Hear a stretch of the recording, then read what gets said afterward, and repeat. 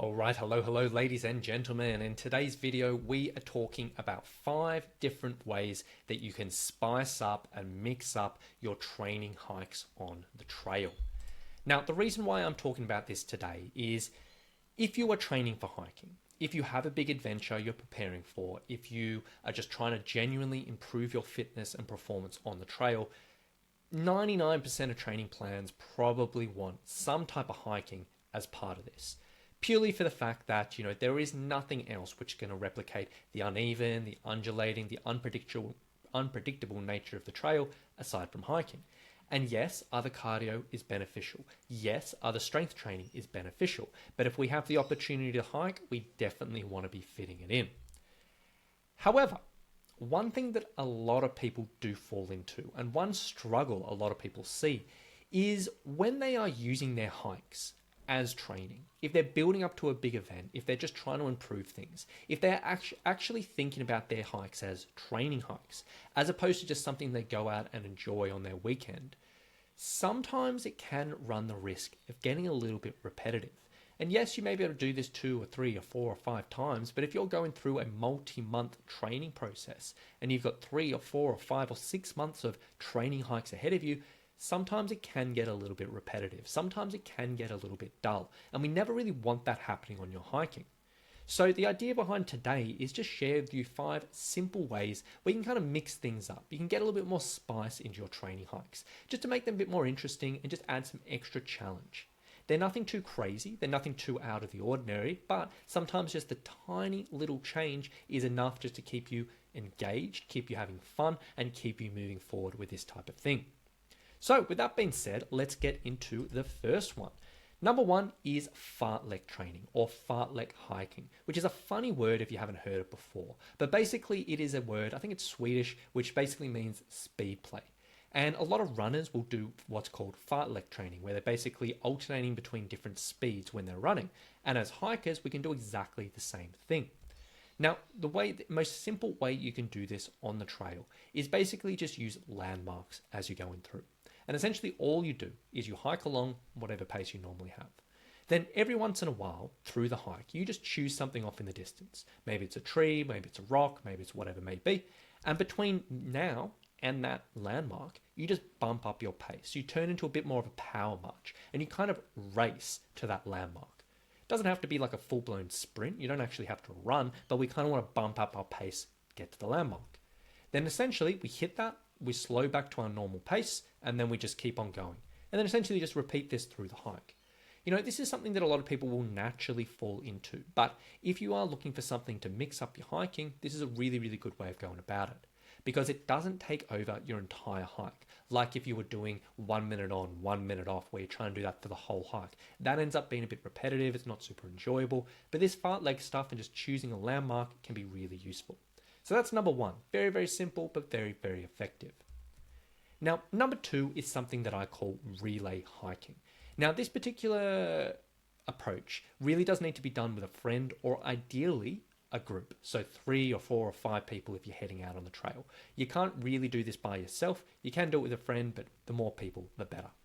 Now, it's really, really, really simple. All you're going to do is when you're hiking along, and you don't have to do this for the entire hike, we can just do in sections, you want to hike single file. So one person and just in a single line. Then essentially as you go along, the person at the back, when you have a nice clear section of trail, when you have a little bit of room, the person at the back is basically going to speed up and they're going to overtake everyone else and they're going to take the front. So they go from the back, they speed up, go around and take the front. And then essentially all you're doing is you just alternate between the person. Then now the next person at the back speeds up, goes to the front, then the next person speeds up, goes to the front, and you just alternate around. This is just, again, a really simple way of just getting a little extra challenge in the hike. It can be fun just messing around with your friends. Sometimes you can pick up the pace if you're in the front, so they make it a little bit harder. And it can be really good. And a lot of people who've got an experience in team sports may have done this type of stuff running or whatever, but it's just as effective for hiking. So that's number 2, relay hiking. Now, one thing I will sort of say here is you do want to pick your sections of trail. You probably don't want to be overtaking on descents. You probably don't want to be overtaking on rougher terrain, but pick your hikes if you're doing this. Pick your sections where you overtake, and that's kind of what we want to look at. Now, number 3 is what we call an awkward pack carry. Now, a lot of hikers, when we're doing training hikes, we will be carrying a pack, whether it's a day pack with just water and food and essentials, whether it's something a little bit heavier or whatever it may be. And the pack is obviously designed to wear on our back. And that is the most comfortable way to use it. That's probably where you want to use it the most. But if we are looking at mixing up our hikes a little bit, doing what we call an awkward pack carry can be really good. All you're doing here, it's very, very, very simple, is every once in a while along the trail, you're going to take your pack off the back and just hold it somewhere else. So you may sort of rest it up on one shoulder. You may take it off the back and literally just rest it on a shoulder and hike along. You may carry it under one arm. You may hold it in the crooks of your elbows at your belly and just kind of hold it there. You may even hold it overhead if it's not too heavy or whatever it may be. And essentially you just hold it somewhere which is a little bit awkward and it's obviously not resting how it should. Now, this in itself just adds a huge amount of extra challenge because you've got your upper body working. Your balance and stability gets thrown out of whack. Your steady gait and just your rhythm gets thrown out. And even just with a simple change, it definitely does add an extra challenge. And if you actually try this on an ascent, if you're actually going up and trying to hold a pack on one shoulder or hold it at your elbows, you'll notice like, wow, this is a bit of a struggle. You'll notice that, hey, I've got to pay a lot of attention to balance. I've got to lock on my core really, really tight to make sure my torso is not falling over. And it does add a huge amount of extra challenge. It sounds simple, but it can be really effective. Now, if you're doing this, I wouldn't say you have to do it in the whole hike, but just doing little periods of 5 minutes here and there can be enough just to get that extra stimulus and can be enough to keep you moving forward. Number 4 is what we call the pack share workout. So this is another one that probably needs to be done with a friend. You can't really do this by yourself, but you need some type of hiking buddy. Now, the way you go about this, very, very simple. Instead of both of you going out and carrying your own pack, you decide to bring one pack between you. And you basically put both of your stuff into one pack. So you load up the pack a little bit heavier. Then essentially you hike along. Every 5 to 10 minutes, one of you wears the pack and then you swap it over the other person. You just keep on swapping. Now, the idea behind this is it gives us the chance to carry a slightly heavier pack than we would normally. So we get a little extra stimulus, we get a little extra challenge, but because we're just doing it in 5 to 10 minute bursts, it's much more manageable. If you tried to double your pack weight and went out for a full pack hike, it's not really doable, but just doing these little bits and pieces can be really useful. On top of that, depending on how your friends operate, sometimes the person without the pack may actually be a little bit quicker. They may put the pace a little bit, and that ends up being an extra challenge as well, because you've got to keep it up while you've got the pack on your back.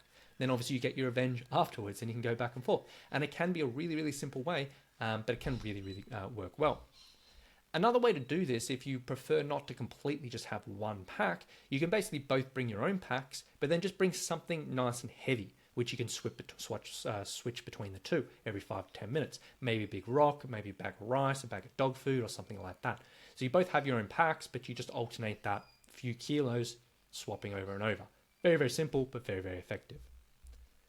And then finally, this one is a little bit of a different one. And a lot of people, may not particularly love it, but it can be a good option. It's what I call playlist hiking. So this one essentially needs you to put a little bit of time between curating a music playlist.